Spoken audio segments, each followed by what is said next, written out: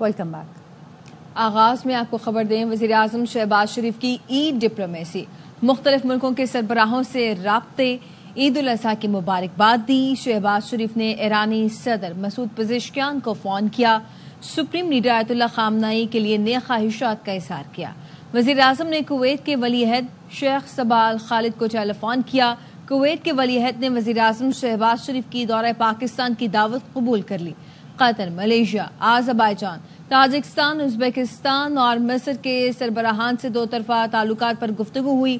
پاک بھارت کشیدگی پر متوازن موقف کو سراہا۔ ازبک صدر شوکت مرزیوف نے خطے میں امن و سلامتی کے لیے پاکستانی کوششوں کو سراہا۔ وزیراعظم اور بحرین کے بادشاہ شاہ حمد بن عیسیٰ الخلیفہ کا بھی ٹیلی فونک رابطہ ہوا۔ دونوں رہنماؤں کی امت مسلمہ کے اتحاد اور غزہ کے عوام کے لیے خصوصی دعائیں۔ بحرین کے بادشاہ نے وزیراعظم شہباز شریف کی دورہ پاکستان کی دعوت قبول کر لی۔ وزیراعظم نے صدر آصف علی زرداری کو بھی فون پر عید کی مبارکباد دی۔ سابق وزیر خارجہ بلاول بھٹو زرداری کی قیادت میں پاکستانی سفارتی وفد امریکہ کا دورہ مکمل کر کے برطانیہ پہنچ گیا۔ وفد اعلیٰ سطح کی ملاقاتوں میں بھارتی جارحیت سے آگاہ کرے گا۔ امریکہ میں وفد نے اقوام متحدہ کے اجلاس میں شرکت کی، عالمی رہنماؤں اور امریکی ارکان کانگریس سے ملاقاتیں کی۔ پاکستان نے کشمیر کے مسئلے اور خطے میں امن کی ضرورت پر زور دیا۔ وفد کے رکن فیصل صفواری نے لندن میں نجی ٹی وی سے گفتگو میں کہا، ہم نے اقوام متحدہ میں پاکستان کا مقدمہ پیش کیا اور بھارت کو ایٹمی ممالک کے درمیان کشیدگی کو مزید بڑھانے سے روکنے کی ضرورت پر زور دیا۔ انہوں نے بھارتی جارحیت پر بھی سوالات اٹھائے اور عالمی طاقتوں سے مداخلت کی درخواست کی۔ شہری رحمان نے کہا، ہم امن چاہتے ہیں، کشمیر پر مذاکرات چاہتے ہیں۔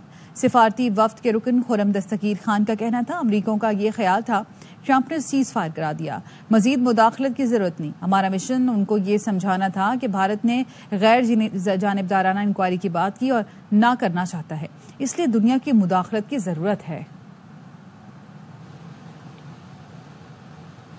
واشنگٹن میں پاکستانی پارلیمانی وفد کی بھارت کو پھر مذاکرات کی دعوت۔ بلاول بھٹو نے کہا، پاکستان امن چاہتا ہے، بھارت سے تمام معاملات پر بات چیت کے لیے تیار ہے۔ پاک بھارت کشیدگی کے خاتمے میں صدر ٹرمپ نے اہم کردار ادا کیا۔ پاکستانی وفد کے سربراہ کا کہنا تھا، بھارت کے 20 طیارے ہدف پر تھے، پاکستان نے تحمل کا مظاہرہ کیا۔ بھارت کو طیارے گرنے کا اعتراف کرنے میں 1 ماہ لگا۔ People are making claims in this situation: Pakistan, the United States, and India. Two of us are saying one thing, one of them is saying something else. You can try to figure out who's telling the truth. India employed disinformation. They lied to the international community and their own people about this terrorist attack. They still to this day refuse to admit how many airplanes they lost. This 5 days of conflict has exposed India. It is not a net security provider.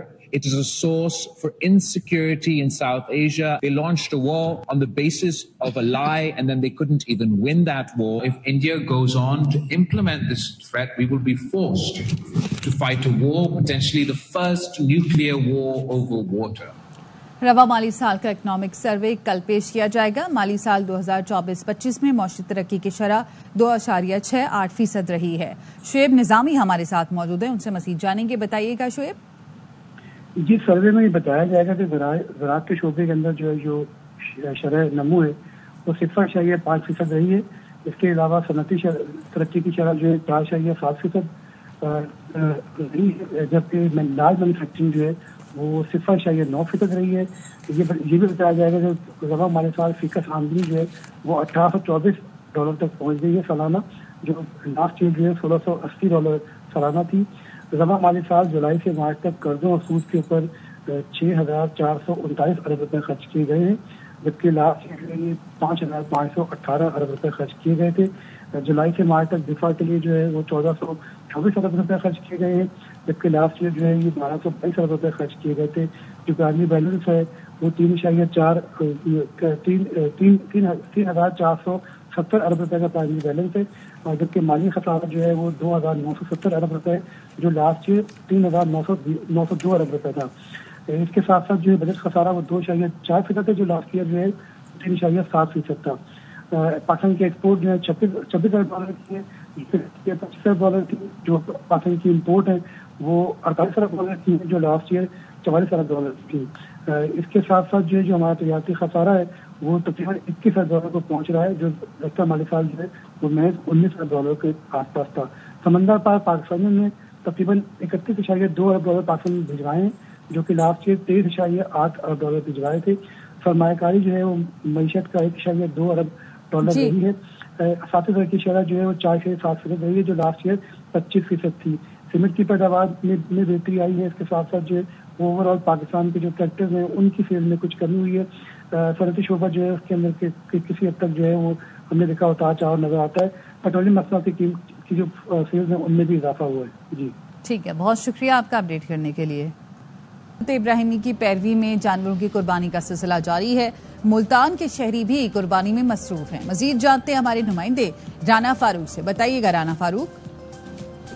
جی بالکل, دنیا بھر کی طرح ملتان میں بھی عید الاضحیٰ نہایت ہی جوش و جذبے اور مذہبی عقیدت و احترام کے ساتھ منائی جا رہی ہے. اور آج ملتان میں دوسرے روز بھی شہریوں کی جانب سے سنت ابراہیمی کی ادائیگی کا سلسلہ جاری ہے.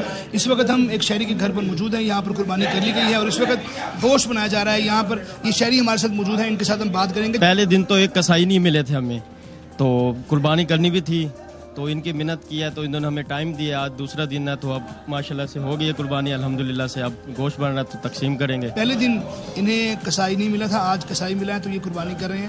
اور اسی طرح ملتان شہر کے مختلف علاقوں میں آج دوسرے روز بھی شہریوں کی جانب سے سنت ابراہیمی کی ادائیگی کا سلسلہ جاری ہے. جی پشاور میں بھی عید کے دوسرے روز قربانی کا سلسلہ جاری ہے اور موسمی قصابوں کی بھرمار ہے, جس کی وجہ سے شہری پریشان ہیں. مزید جانتے ہیں عدنان طارق سے. جی پشاور میں سنت ابراہیمی ادا کرنے کا سلسلہ جو ہے وہ جاری ہے. مختلف علاقوں میں شہریوں کو جو ہے وہ پروفیشنل کسائی کی بڑھتی ہوئی قیمتوں کی وجہ سے خوب زیادہ پریشان ہے. بعض مقامات میں موسمی کسائیوں کی جو ہے وہ بھرمار ہے. ہمیں پروفیشنل کسائی نہیں مل رہے, یہ خود ساختہ کسائی ہے, مطلب عید کے دن صرف آتے ہیں. تو ابھی بھی یہ لوگ بھی 15 سے تقریباً 20,000 روپے مانگ رہے. ہم نے خود ہی بنا لیا, بس الحمدللہ وہ کام بن گیا ہمارا. پشاور کے مختلف علاقوں میں شہریوں نے جو ہے خود جو ہے وہ چھری اٹھا لی اور اپنے جانور جو ہے وہ ذبح کرے. اور پروفیشنل کسائیوں کی قیمتیں جو ہیں وہ ریٹ جو ہیں وہ آسمان سے باتیں کر رہے ہیں, مل بھی نہیں رہے, جس کی وجہ سے شہری خوب زیادہ پریشان ہے. لیکن سنت ابراہیمی ادا کرنے کے لیے ثواب کی نیت سے بہت سے شہریوں نے جو ہے وہ خود اپنے جانور کو ذبح کرنا شروع کر دیے ہیں. جی عید الاضحیٰ کا مشن قربانی ہے جاری, تو خواتین کا آپریشن کچن بھی تھمنے والا نہیں ہے. صنف اہن نے پتیلیوں, کڑاہیوں اور کف گیر سے محاذ سنبھالا ہوا ہے. کہیں کلیجی کی مہک تو کہیں قیمہ, کباب, پلاؤ, قورمہ, بریانی دسترخوان کی رونقیں بڑھا رہے ہیں. جو گزشتہ روز میزبان تھے وہ آج بنے گے مہمان. ہر طرف بن رہے ہیں ان کے لیے مزیدار پکوان.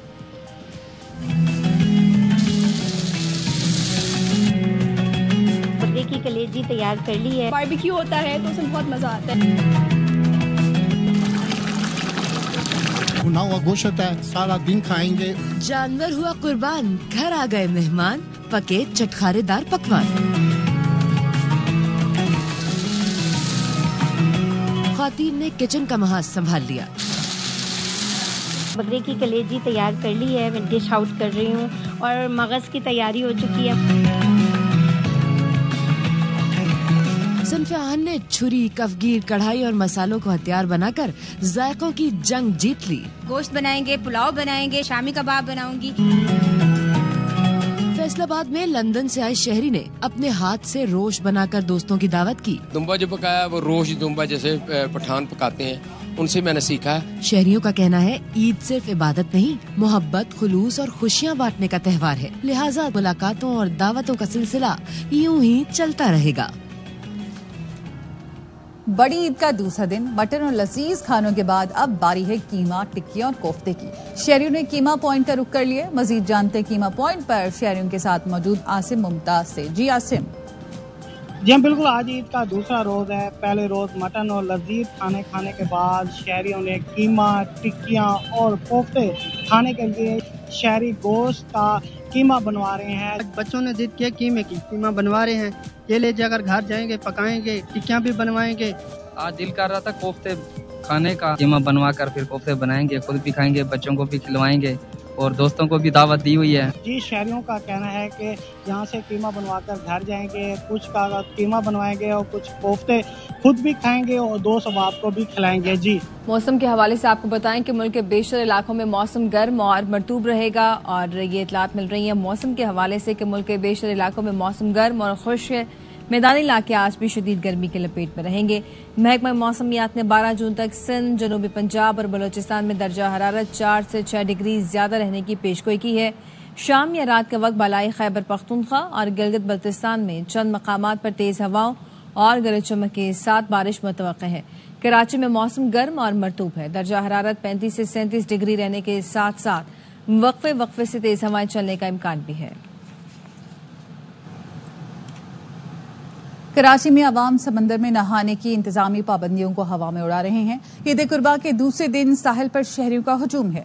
مزید جانتے ہیں سلمان لودھی سے۔ جی سلمان، موجود ہوں کراچی کے ساحلی مقام سی ویو پر، جہاں پر لوگوں کی بڑی تعداد آج عید کے دوسرے روز پکنک منانے کے لیے اپنی فیملی کے ہمراہ یہاں پہ صبح سے ہی پہنچنا شروع ہو گئے تھے۔ ہم یہاں پہ دیکھ رہے ہیں فیملیز، خواتین، بچے گھوڑ سواری کر رہے ہیں، اونٹ سواری کر رہے ہیں اور سمندر کی لہروں کے ساتھ موج مستیاں کر رہے ہیں۔ کراچی میں ساحلی مقامات پر خاص طور پر سمندر کے اندر جانے پر 8 روز کے لیے دفعہ 144 کی پابندی لگائی گئی تھی اور خاص طور پر یہ احکامات دیے گئے تھے کہ کوئی بھی شخص سمندر کے اندر نہیں جائے گا۔ لیکن سی ویو میں ہم یہ دیکھ رہے ہیں جہاں پر خلاف ورزی کی جا رہی ہے، نہ ہی روک ٹوک کے لیے کوئی پولیس کی نفری یہاں پہ موجود ہے۔ لائف گارڈ مجھے اس پوری پٹی پر کہیں پہ نظر نہیں آ رہے۔ 8 روز کے لیے دفعہ 144 کی پابندی لگائی گئی تھی اور پولیس کو اور انتظامیہ کو ہدایت دی گئی تھی کوئی بھی اس کی خلاف ورزی کرے اس کے خلاف سخت کارروائی کی جائے۔ وزیر اعلیٰ پنجاب کے احکامات کے بعد صوبے بھر میں صفائی ستھرائی کے خصوصی انتظامات کیے گئے ہیں۔ لاہور میں کل تو علائشیں نظر نہیں آ رہی تھی، آج صورتحال کیا ہے جانتے ہیں الماس احمد خان سے۔ وزیر اعلیٰ پنجاب مریم نواز کے ویژن ستھرا پنجاب کے مطابق ہم نے گزشتہ روز دیکھا کہ لاہور واقعی ہی صاف ستھرا ہے۔ آج بھی لاہور میں علائشیں اٹھانے کا کام جاری ہے اور کل بھی یہ جاری رہے گا۔ 18,300 ٹن علائشیں اٹھائی گئی ہیں، جس کے لیے LWMC کا 20,000 سے زائد عملہ کام کرتا رہا۔ پنجاب بھر میں 3.5 لاکھ ٹن سے زائد علائشیں اٹھانے کا پروگرام یہ بنا رکھا ہے۔ LWMC نے 300 سے زائد UC کیمپس لگائے گئے تھے، شہری اپنے جو قربانی کے جانوروں کی علائشیں ہیں سینٹرز پر پہنچا سکیں، یا پھر ہیلپ لائن دی گئی ہے 1139، اس پر کال کر کے LWMC کے عملے کو اپنے گھر پر ہی بلوا لیں۔ جو شہری اس پر عمل درآمد نہیں کر رہے ان کے لیے بھی LWMC نے ایک ڈرون مانیٹرنگ کا سلسلہ شروع کر رکھا ہے۔ 7 لوگوں کو مختلف تھانوں میں انہیں بند کروایا گیا اور انہیں ان کے خلاف پرچے بھی کروائے گئے۔ جی نان سٹاپ فن ARY نیوز پر بڑی عید پر تینوں دن بڑی انٹرٹینمنٹ، ہر بار کی طرح اس بار بھی ایک سے بڑھ کر ایک پروگرام کی بھرمار۔ بہت عید مبارک۔ جب بھی بقرہ عید آتی ہے تو مجھے ٹینشن نہیں ہو جاتی کہ بکرا جانور اٹ سیلف تو آئے گا ہی مہنگا، کسائی اس سے بھی مہنگا آئے گا۔ نال بنائے مسانگا گھن کے آئیاں ڈاڈھا مانگا۔ تمام دیکھنے والوں کو بہت بہت عید مبارک ہو۔ شہیدوں اور غازیوں کو اور ان کی قربانیوں کو سلام دینے کے لیے میں آج LOC پہ موجود۔ عید کی خوشیوں کے رنگ ARY نیوز کے سنگ۔ عید کے دوسرے روز باخبر سویرا میں معروف اداکارہ ہبہ علی خان بنی مہمان۔ جب بھی بقرہ عید آتی ہے تو مجھے ٹینشن نہیں ہو جاتی کہ بکرا جانور اٹ سیلف تو آئے گا ہی مہنگا، کسائی اس سے بھی مہنگا آئے گا۔ پروگرام میں گلوکار ذیشان روکھڑی نے بھی آواز کا جادو جگایا۔ یہ جوگیاں میدا کم کر دے۔ مزاحیہ مشاعرہ انداز اپنا اپنا ہوگا آج شام 5:03 پر۔ تینوں دن اس نے شان سے بکرے کیے، اس کی بکری 3 بکروں کو بگا کر لائی۔ دیکھیے ہم آزاد ہے عید اسپیشل عادی اور مصطفیٰ چودھری کے ساتھ شام 7:03 پر۔ دوسرے دن رات 8:03 پر اعتراض ہے کا خصوصی عید شو فوجی جوانوں کے ساتھ۔ جب ہم نے ان کا جواب دیا تو ان کے پاس کوئی اور حل نہیں تھا سفید جھنڈے لہرانے کے خلاف۔